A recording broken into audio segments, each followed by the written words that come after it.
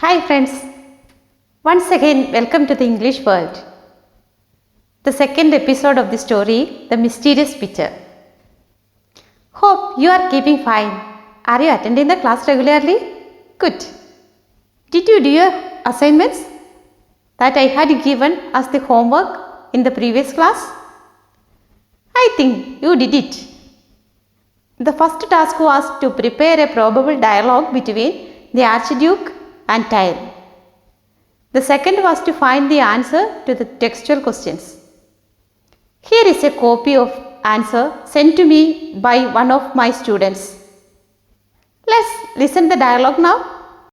Pardon me, Your Highness. I am here to show you one of my paintings. Whose portrait is it? It's the picture of Our Lady, the Virgin in her royal robes. Pardon me, Your Highness, if I dare to hope that this picture will please you, my lord.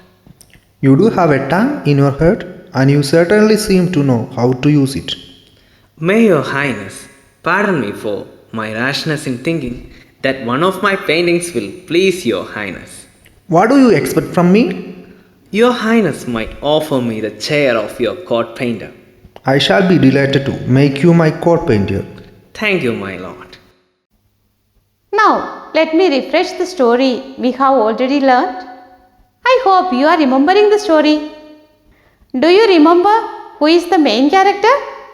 Yes, Tile, Helen's figure. Who are the other characters? The captain of the guards and the Archduke.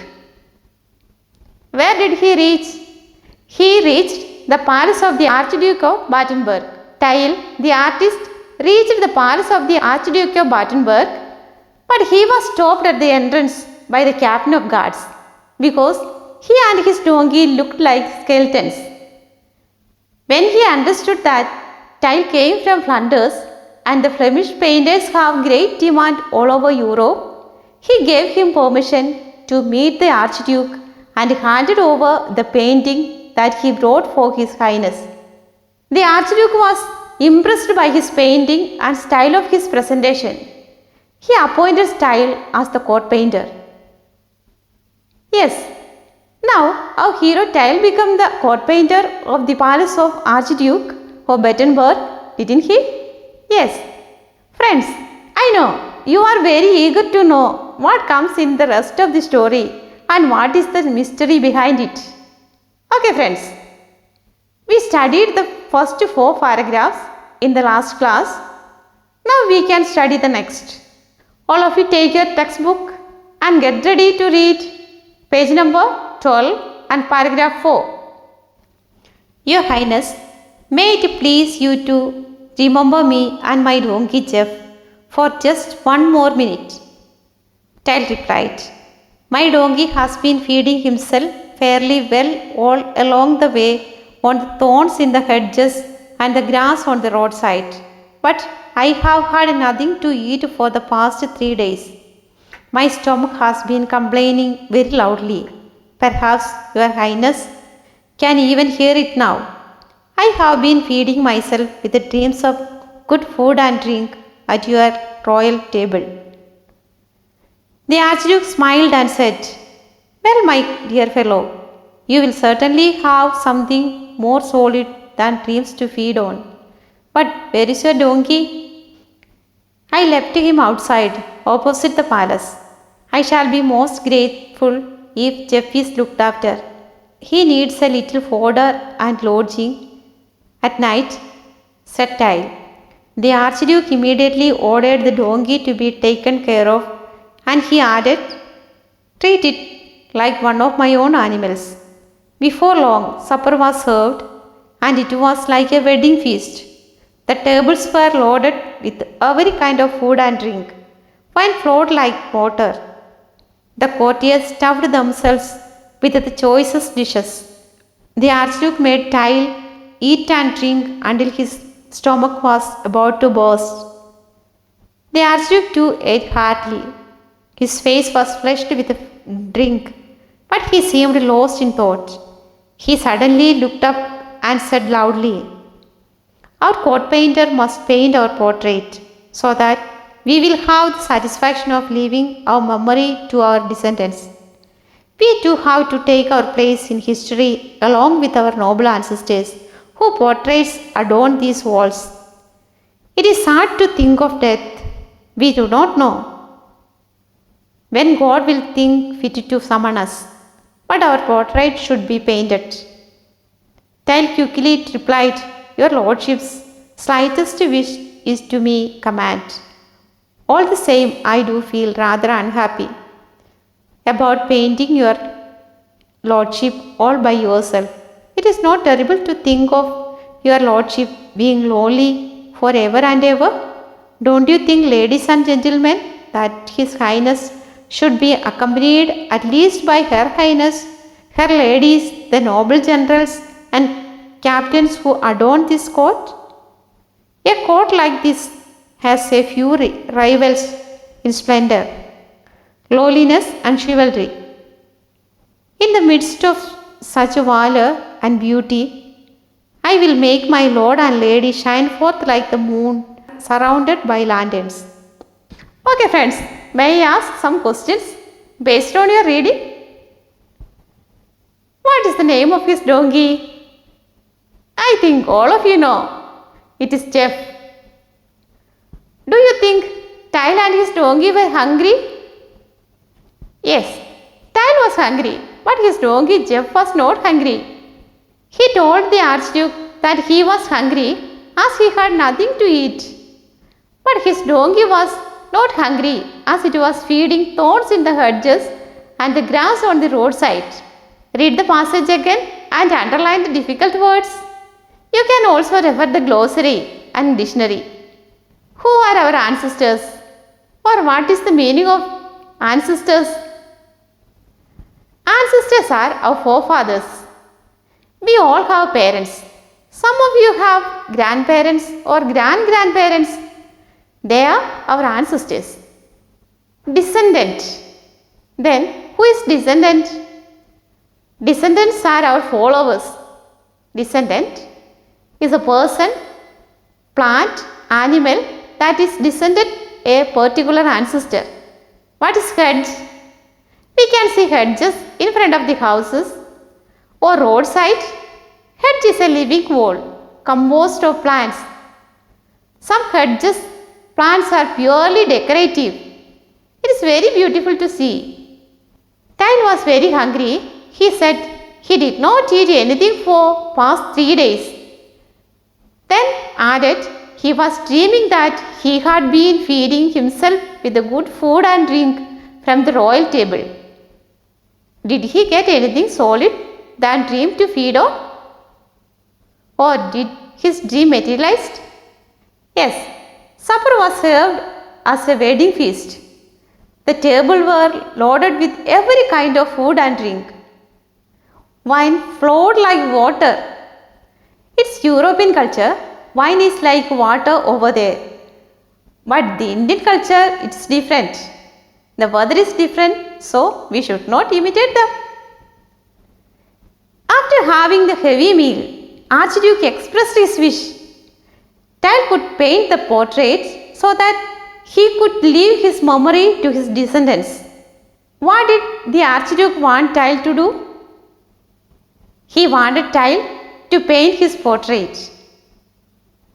Through this, Archduke has to take his place in history along with his noble ancestors. And he added, we don't know when we will die or when God will summon us. What is the meaning of the expression, God will summon us? When we will die or God call us back? We don't know when we will die. Nobody knows the time. Sometime it will happen soon or late.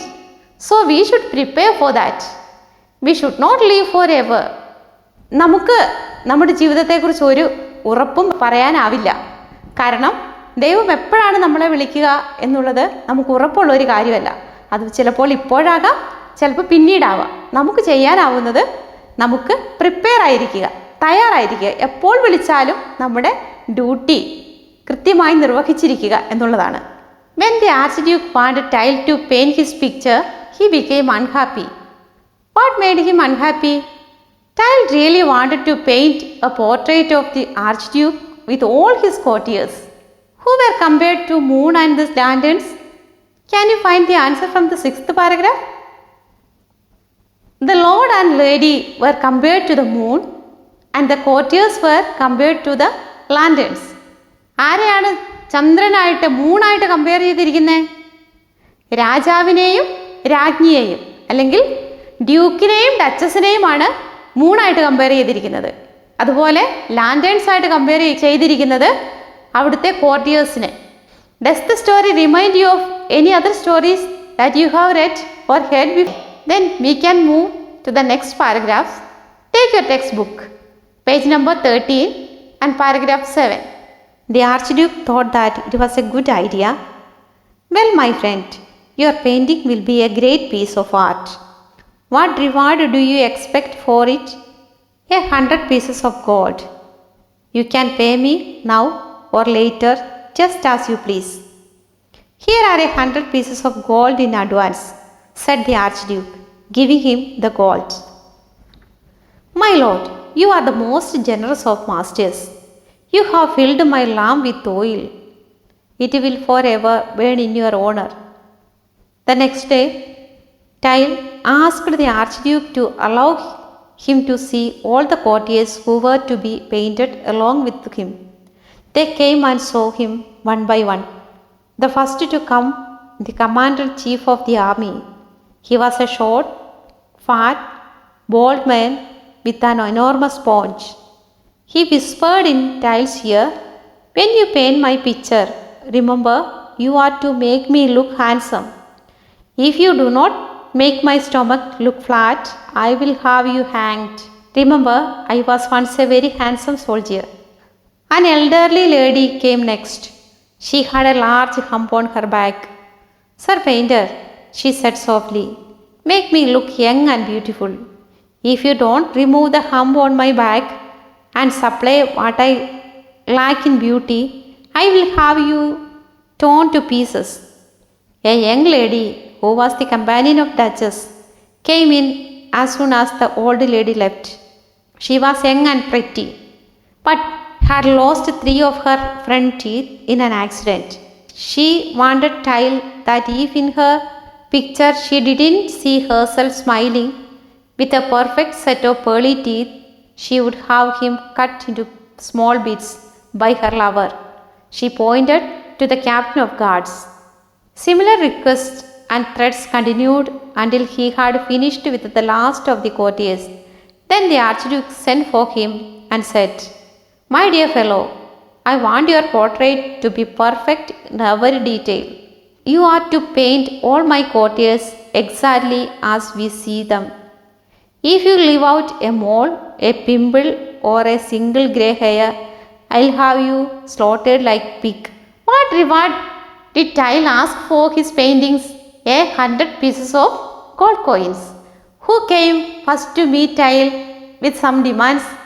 The commander-in-chief. Then the elderly lady and the young lady. Okay, read the passage silently and note the new words. You can refer it from your dictionary or glossary. Dear friends, go through the paragraph once again. What is a hump? You might have seen the picture of camel. Camel has a hump on his back. Like that, we can see hump on the road. A hump is a raised part or an abnormality of the back of a person. Did you notice the expression, "You have filled my lamp with oil, it will ever burn in your honor"? What does it mean? The Archduke gave him good food and drink, and Tile was appointed as the court painter. So he was very happy and contented, and he should grateful to the Archduke. What were the demands of the Archduke and the courtiers for painting their pictures? Archduke ordered Tile to paint everyone as they were, but the courtiers demanded Tile to paint them beautiful and not depict any of their imperfection. Who came first? The commander-in-chief. How did he look like? He was short, fat, bald man with a very big belly, but he wanted to paint his picture handsome with a flat stomach. Otherwise, he will have hanged him. What is his demand? He wanted to paint his picture handsome with a flat stomach. Who came next? The elderly lady. How she looks? She is having a hump on her back. What was her demand? She wanted to look young and beautiful. Remove the hump on her back and supply what she liked in beauty. Otherwise, she will have torn him to pieces. Who came after the elderly lady? The young lady. What was her problem? She was young and beautiful, but she lost 3 of her front teeth. She demanded Tile to draw her picture smiling with a perfect set of pearly teeth. If he did not draw like this, she will cut him by the help of his lover. Who is her lover? You know? None other than Captain of Guards. We saw him at the entrance. Who came the last? The Archduke. What did he order? The Archduke ordered that the portrait should perfect every detail. You have to paint the portrait all the courtiers as they see. Don't leave out a mole or a pimple or a single grey hair. He also said, if he failed to do everyone as they looks, you will be slaughtered like a pig. Tile was in a dilemma. He thought that if he painted the courtiers as they were, they would kill him. If he did not paint them as they were, the Archduke would kill him.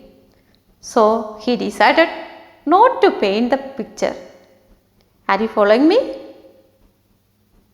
What would you do if you were in the place of Tile? Will you paint the picture or not? In either case, he will lose his life. How did Tile address the Archduke and the Duchess? Now let's go through the activity 3 for the text. Page number 20 and activity 3. While reading the passage, did you notice that how does Tile address the Archduke, the Queen, the painter, the Captain of Guards? From the passage, we can find it out. How did Tile address the Archduke?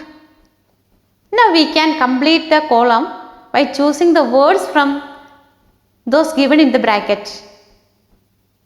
How Tile addressed Archduke? Your Highness, my Lord, your Lordship.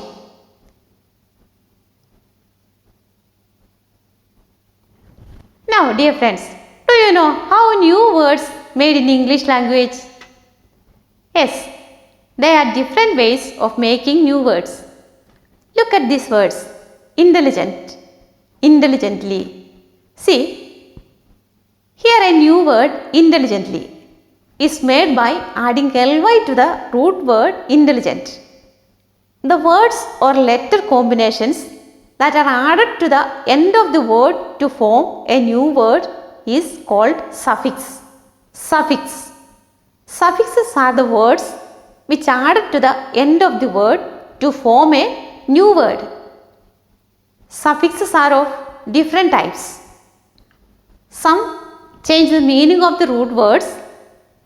Some are used to make plural forms of root word, and some others are used to show how something is done. Please see this chart. It's about suffixes. Look at the table. The words in the column 1, S is attached to their root forms to form their plurals. In column 2, ed is attached with the root word to get the past forms.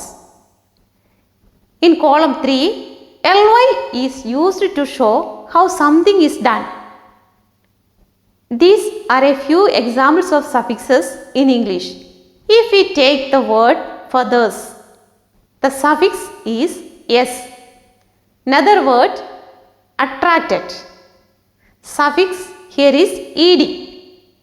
Next word, smartly. Suffix ly. Let's see some suffixes one by one. To get plural forms, usually we add s or es to the nouns. For example, feather plus s, feathers. Guard plus S, guards. Loafer plus S, loafers. And skeleton plus S, skeletons. To get past forms, we add ed or d to the root words. For example, attracted.